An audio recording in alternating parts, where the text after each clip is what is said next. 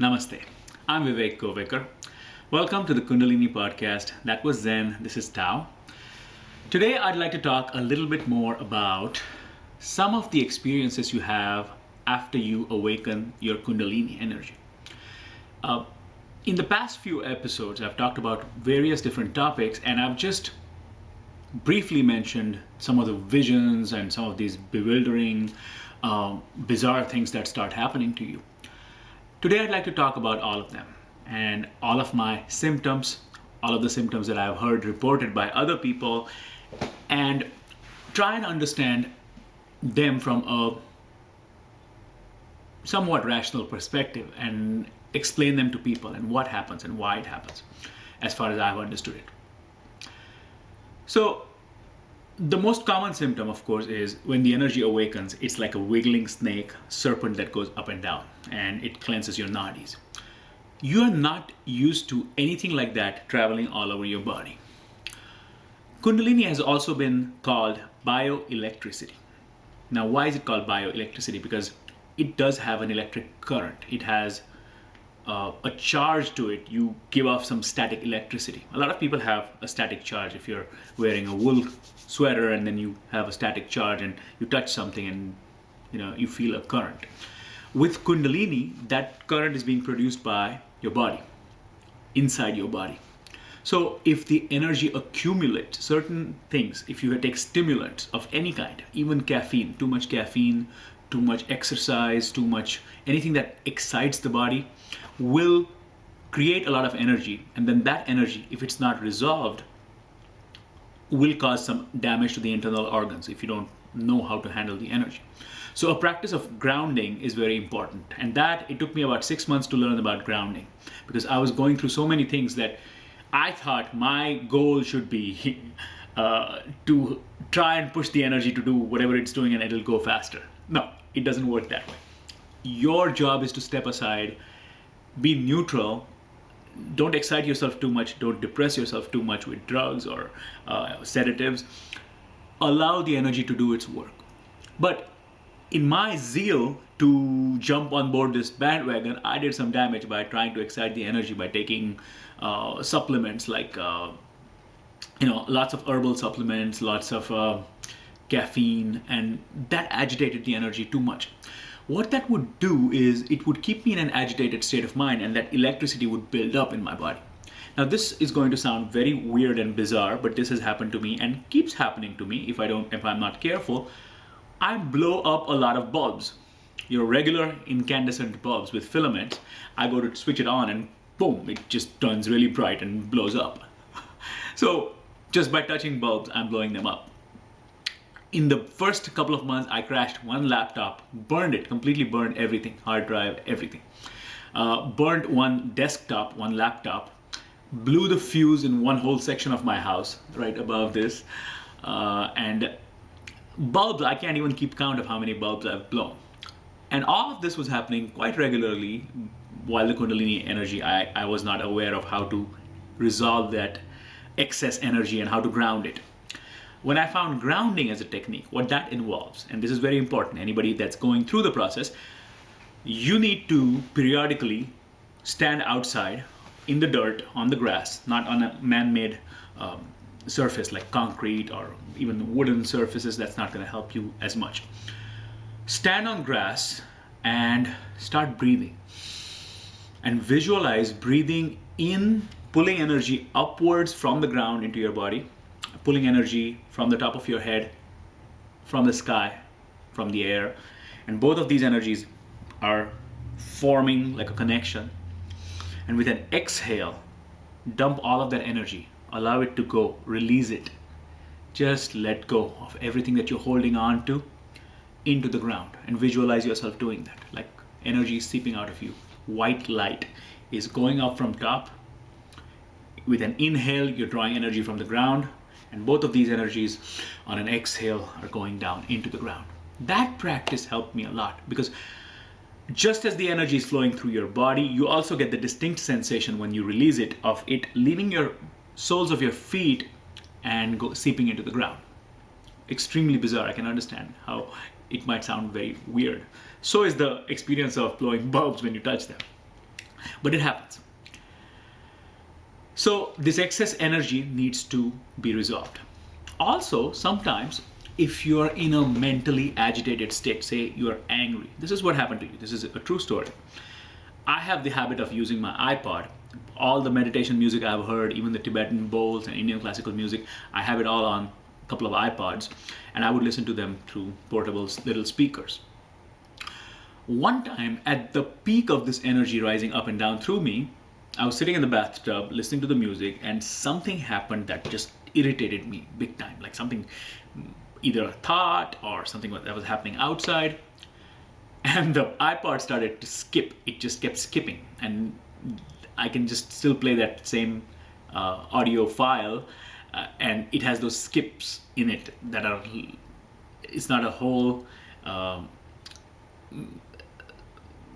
music is not the way you usually listen to it. There are skips in that music. Like if you're playing an old record that's beat up and it's got scratches, it kind of sounds like that, but on an MP3 player. So that was pretty bizarre. It didn't burn down, it didn't break, but it started skipping, and my energy caused that to happen, which is really weird, but that's what the energy is capable of. It is powerful, it's bioelectricity, and you need to be careful not to play around with it and excite it too much. You need to allow it to do its job and not turn it into some kind of a science experiment. I wasn't doing it knowingly, I just didn't know any better. So once I started using grounding as a practice and started to do it on the lawn outside my house, in my backyard, it started feeling better. My agitation subsided a little bit. There was less pain. I used to have major blockages in my neck. I still have blockages in this area, and the energy is working to resolve that.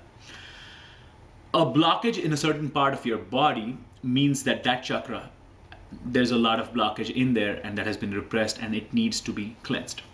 So that's one of those bizarre events, supernatural type events, is the electricity that flows out of you and blows bulbs and stuff like that. Other literature, and you'll read a lot of things about powers that people get, and most people are drawn to the powers, the miraculous abilities that you now get reading people's minds, or levitation, and being able to see in the future, and a lot of things. The only reason these things are considered powers is because normal people cannot do that. But that ability is there to access for all of us. We all potentially have that ability. With an awakening, a bigger part of your brain is being used, and now you have access to those abilities. A word of warning: do not try to awaken the kundalini for the powers themselves. That would be a very big mistake. Also, understand that these powers are not under my control. They come and go. So yes, sometimes when I'm sitting next to people, I do pick up their thoughts. I say something and they say, oh, well, I was thinking that. Or I pick up a thought. I can't even tell those thoughts if they're mine or that other person's thoughts. So I'll think something and won't say it just to see, and then the other person will just say it right away. Happens with me and my wife all the time. And well, at least me and my wife, we've been married for a long time, so maybe that's just us thinking together because we were married. But I've observed this with other people as well, who I don't know, strangers, and I'm just sitting next to them, maybe say in a public space somewhere, and you're picking up the thought and the person says that right afterwards. So it's like, oh wow, how did I do that? If I try to control it and say, okay, I'm gonna do it now, I'm gonna sit here and read that guy's thought, doesn't work. I don't know when it happens, I don't know how it happens. Some things, premonitions of things that are about to happen, especially in your life, what's going to happen in your life a couple of days from now, a month from now, and you get a sense, you get a sixth sense about that. Yes, that does happen. Again, no control from me. And my focus is not even that. I'm not even trying to dwell on those things. Any spiritual literature, any tradition that you have encountered says the same thing. Don't dwell on these powers and abilities. These are just, it's like showing a television to someone that has lived in a tribal, remote part of the world. Like tribe that is secluded from modern technology, and suddenly you show them television and it's like, oh, this is magic, right? And that's the same thing, because we haven't evolved to the point where we have assimilated these higher abilities in a scientific manner, and science has not explored this further. There are studies of people with near-death experiences, people with other things that happen, even kundalini awakenings, but nothing has been established to the point where it has become normal for us to know about. And when it starts happening to you, of course, you are amazed by it. But that's not the point of a kundalini awakening. Kundalini awakening wants you to bypass those things, allow them to happen, witness them.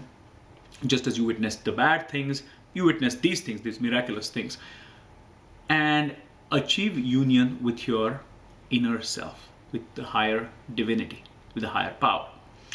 So, do these things happen? Are such miracles possible?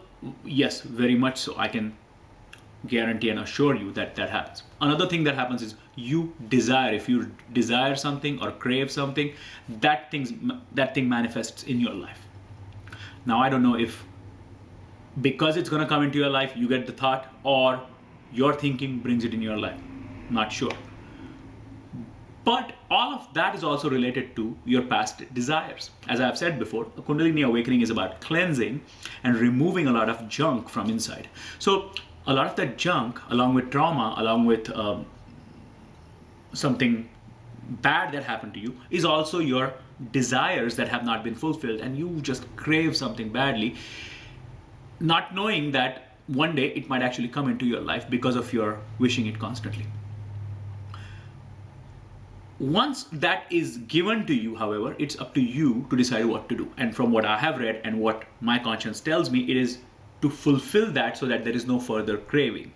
It is not so that, oh, well, I can bring this into my life. Let's see what else can I bring into my life. No, it is a process of removal of that thing. And the energy says, well, here, take this. You're done with this. Now, where do you want to go? And it's up to you to decide. You deciding to still go on the same path and align with the energy and say, okay, thank you. With all gratitude towards the higher power, thank you for granting me this wish. Now it's fulfilled. You have to end the cycle of craving. You have to end the cycle of constant covetousness and desire. And that's why it's been handed to you. Like, okay, yes, you wanted this for a long time.